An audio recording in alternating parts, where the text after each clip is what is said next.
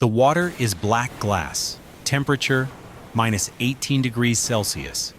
Inside the belly of the MV Wilhelm Gustloff, 10,000 human beings are packed like cargo. They don't know they have 42 minutes left to live. Above deck, a young mother named Ursula Schulze-Reisses clutches her sister's hand. Below, in the frozen corridors, 4,000 children huddle against the cold. Somewhere in the engine room, a teenager named Jürgen de Noël hears his mother whisper, "Children, we made it." She's wrong. 16 meters beneath the surface, Soviet submarine S-13 adjusts its trajectory. Commander Alexander Marinesco peers through the periscope at the lit-up vessel. He sees salvation for his drowning career. The torpedoes are already loaded. At 9:16 p.m., he gives the order. 3 torpedoes, 3 impacts, 9,000 deaths. This is not the story you've been told about World War II. Act 1. The Architecture of Catastrophe. May 5, 1937, Hamburg Harbor. Adolf Hitler stands at a podium, wind whipping the swastika flags behind him.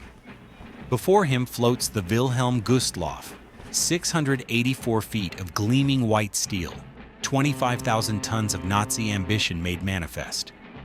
The ship is named for a murdered man, Wilhelm Gustloff, leader of the Swiss Nazi Party, assassinated by a Jewish medical student in 1936.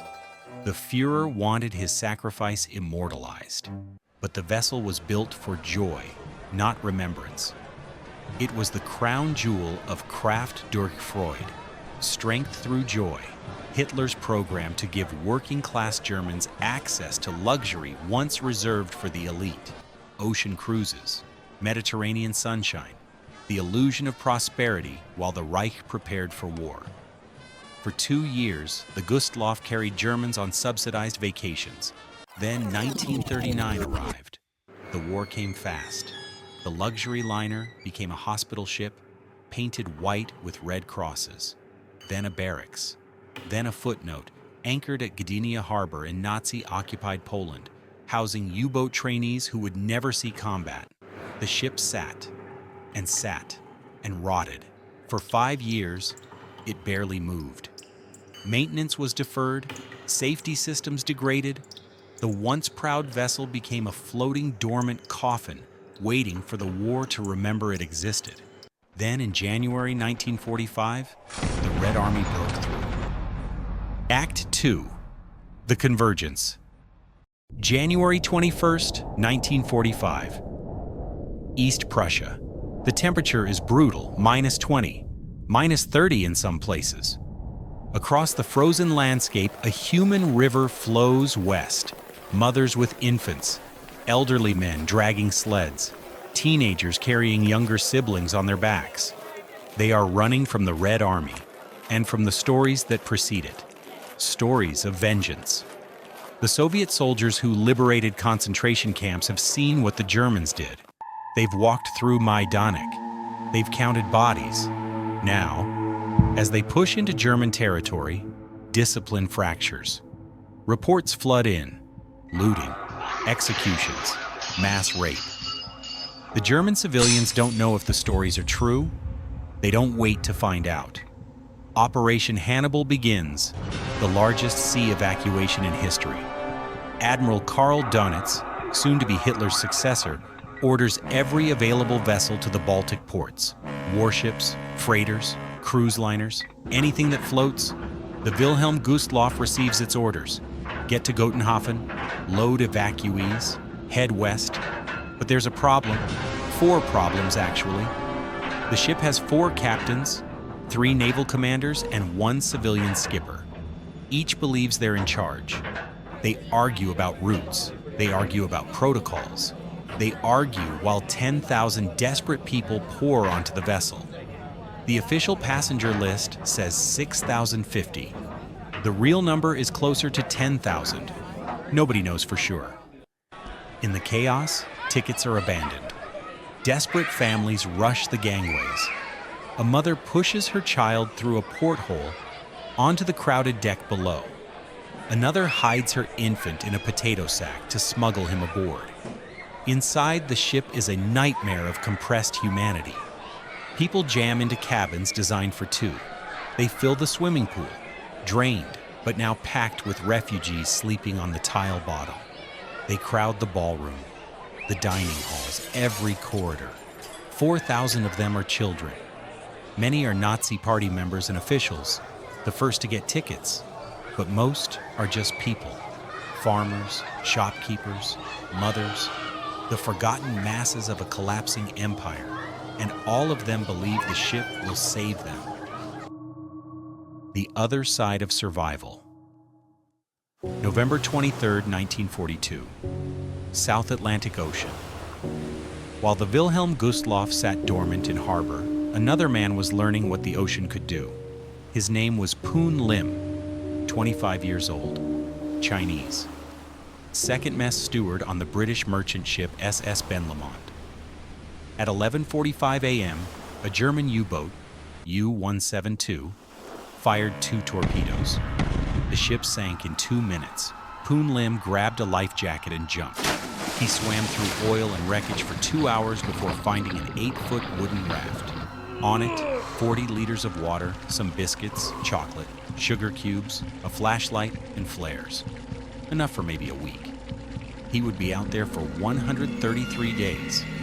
While the Gustloff prepared to carry thousands to safety, Poon Lim was learning to fish with hooks made from flashlight wire. He was catching seabirds to drink their blood when his water ran out. He was wrestling a shark onto his raft, beating it to death with a water jug, cutting it open to suck blood from its liver. He counted days by tying knots in rope. Then he stopped counting days and counted full moons instead. Ships passed him. American patrol planes spotted him and dropped marker buoys, but storms moved him before rescue arrived. Some historians believe freighters saw him but didn't stop, either because they thought he was Japanese, or because German U-boats were rumored to use survivors as bait to lure ships into ambush. So he drifted, alone, for over 4 months. On April 5, 1943, Brazilian fishermen found him. He had traveled 750 miles. He had lost 20 pounds but could walk unassisted after 3 days. His survival techniques were so ingenious that the Royal Navy incorporated them into their training manuals. King George VI awarded him the British Empire Medal. But here's the thing. When told he'd broken the world record for survival at sea, Poon Lim said, "I hope no one will ever have to break that record." He understood something the passengers of the Wilhelm Gustloff were about to learn. The ocean doesn't care about your uniform, your nationality, or your reasons for being there. It only cares that you're unprepared.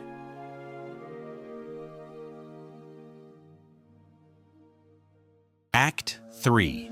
The Killing Hour. January 30th, 1945, 9:08 p.m. The Wilhelm Gustloff finally departs Gotenhafen, 12 hours late because the 4 captains couldn't agree on when to leave. It moves slowly, 8 knots, the maximum speed for the aging, unmaintained engines. The ship is escorted by 2 torpedo boats, just 2. It should have a convoy.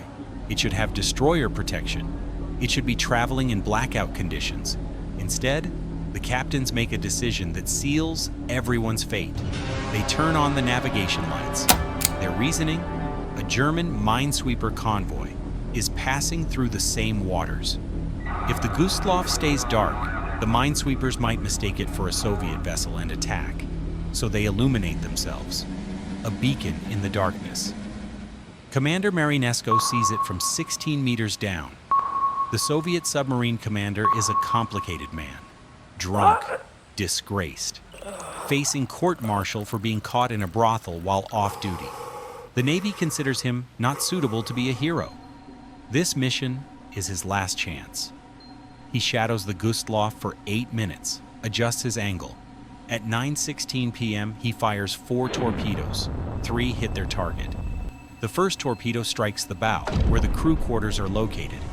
It kills most of the sailors trained to handle emergency procedures. The second hits amidships, where the former swimming pool, now packed with refugees, sits. The explosion turns the confined space into an instant tomb.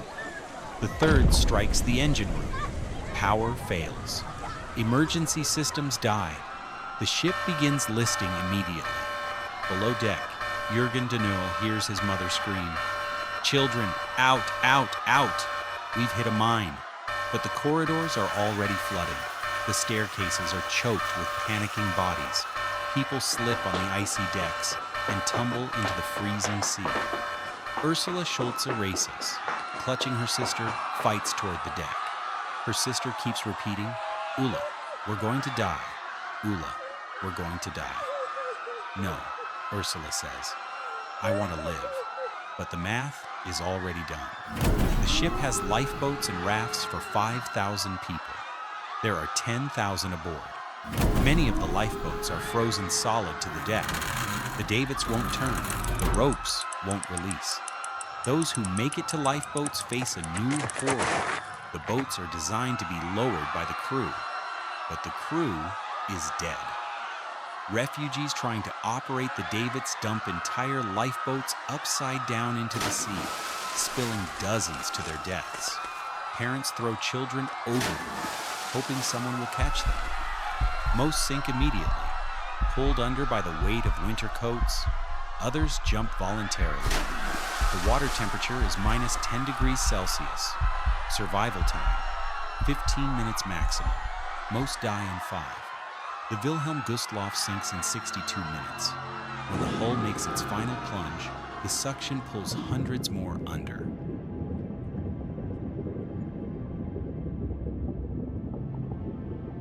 Act 4. The Arithmetic of Tragedy. January 31st, 1945. 12:30 a.m. 9 German vessels respond to the distress signal. They arrive to find bodies floating in formation, frozen in their life jackets, arms extended like crucifixes. They pull survivors from the water. 1,239 people. From an estimated 10,000 aboard, only 1,239 survive. That's an 87.6% fatality rate. For context, the Titanic's fatality rate was 68%. The Lusitania's was 61%. The Wilhelm Gustloff's death toll exceeds the Titanic, Lusitania, Empress of Ireland, and Britannic combined. It is mathematically the single worst maritime disaster in recorded history. Among the survivors, all 4 captains. Among the dead, 5,000 children. Weeks later, frozen corpses wash up on Baltic beaches. Fishermen find them tangled in nets. Children find them while playing in the sand. The Nazi regime censors the story immediately. Germany is collapsing. Morale is critical. The last thing Goebbels wants is the German people knowing their navy just presided over the death of 9,000 of their own. Survivors are told not to talk about it, and they don't, for decades. Act 5. The Silence. 1945 to 1990. The Forgetting. After the war, Germany has no incentive to remember the Wilhelm Gustloff. The ship was full of Nazi party members, officials, and military personnel. To mourn them publicly would be to admit sympathy for the regime. The Soviets have no incentive to acknowledge it either. Captain Marinesko doesn't receive a hero's welcome. Instead of the Hero of the Soviet Union medal, he gets the Lesser Order of the Red Banner. He's demoted. Discharged dishonorably in October 1945. He dies of cancer in 1963, 3 weeks after being given a ceremonial honor. In 1990, 45 years after the sinking, Mikhail Gorbachev finally names him Hero of the Soviet Union, posthumously, symbolically. Too late to matter. Meanwhile, the story disappears from history. The Titanic becomes the universal symbol of maritime disaster, even though the Gustloff killed 6 times more people. Historians debate whether it was a war crime. The conclusion, probably not. The ship was armed, carrying military personnel, and traveling in a war zone. Under maritime law, It was a legitimate target. But legitimate doesn't mean less tragic. Those 5,000 children weren't soldiers. The mothers clutching them weren't officers. They were refugees, fleeing one atrocity, only to be consumed by another. The war ended 14 weeks later. The Wilhelm Gustloff didn't shorten the conflict by a single day. What the ocean teaches. April 5, 1943, coast of Brazil. 3 Brazilian fishermen spot something impossible. A man, alone, on a wooden raft. They pull Poon Lim aboard their boat. He can barely speak, but he's alive. 133 days. The longest solo survival at sea on record. When he arrives at the hospital in Belém, he can walk. After 35 days of recovery, he travels to New York. King George VI awards him the British Empire Medal.